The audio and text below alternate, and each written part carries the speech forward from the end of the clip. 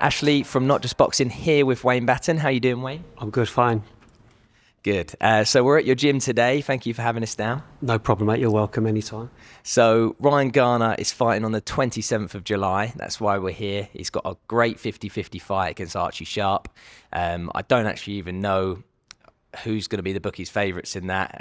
Archie's now ranked world number 3 for the WBO. This is a huge step up. How has camp been training him?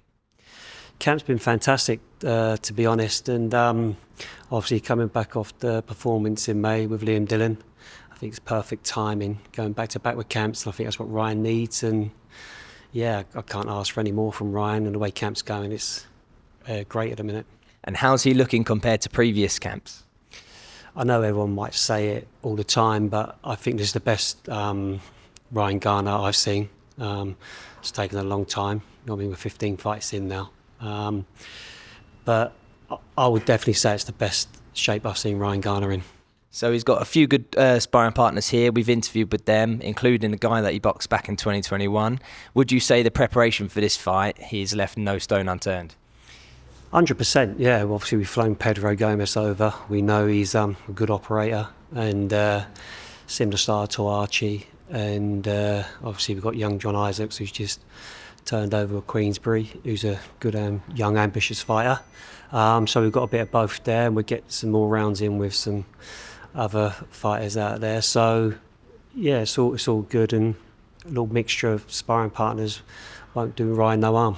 I know you're not going to give away tactics and everything else, but how do you see the fight going? Like I say, I think it's a great fight on paper. Like you say, it's a 50-50 fight, taking nothing away from Archie Sharp. Respect him massively. Put himself in a good position of where he's now of his career, and Ryan's in a good position. I don't think there's a lot between them actually in the rankings, in the British rankings, and the world rankings on BoxRec. But I just think it's the perfect timing for Ryan, and a great opportunity to showcase what he's all about. And fair play to Archie and Ryan for stepping up and taking a fight of 2 unbeaten fighters. So who have you got in your stable at the moment? We've got obviously John Isaac, got a Polish fighter who's 8-0 with 7 stoppages, Oleg, who's just done a deal with Queensbury as well, thanks to Frank Warren.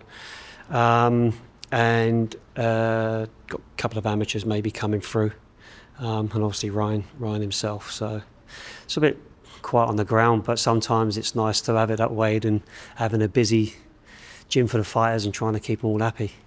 So you coached Mark Chamberlain for quite some time. I know he's left recently, but you're still on good terms. He's doing brilliantly. He's been on 3 of the biggest cards thanks to Riyadh season. What have you thought about his performances? Obviously the last performance was a early stoppage in the first round, so I think he looked quite cool, calm and collective in that short space of time. Mark's very heavy-handed, and fair play to him, and everyone wants to be on the big Saudi cards, and good luck to Mark, and I wish him all the best, and just keep doing what you're doing, and hopefully he's in a fantastic position. I think he's ranked number 7 in the world now. He's got a WBC silver. Obviously, he picked up the IBF European when he was with me, and really he's going from strength to strength, and hopefully he's got a world title on the verge of very soon anyway. So yeah, wish him all the best. So lastly, you've got on the main event of Ryan's card, Derek Chisora against Joe Joyce. Who do you think is going to win that, and how? You put me on the spot there, ain't you? It's a tough one, obviously. I think even though Derek Chisora's had a lot of defeats, I think he's still a tough man to beat. Joe Joyce obviously coming back from a couple of losses, and I think that's a real 50-50 one, to be honest with you. And I think that the old card on the 27th of July is a good card with some fights like that.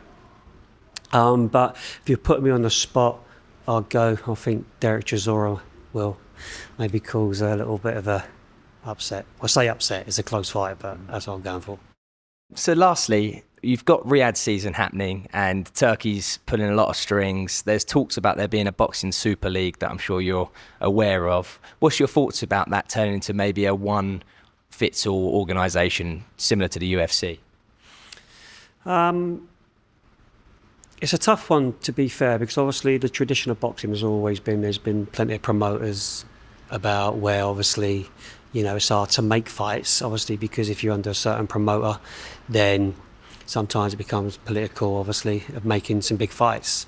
I think with the UFC, from what I know about the UFC, I follow it a little bit, but I don't know too much about it because it's under one organisation.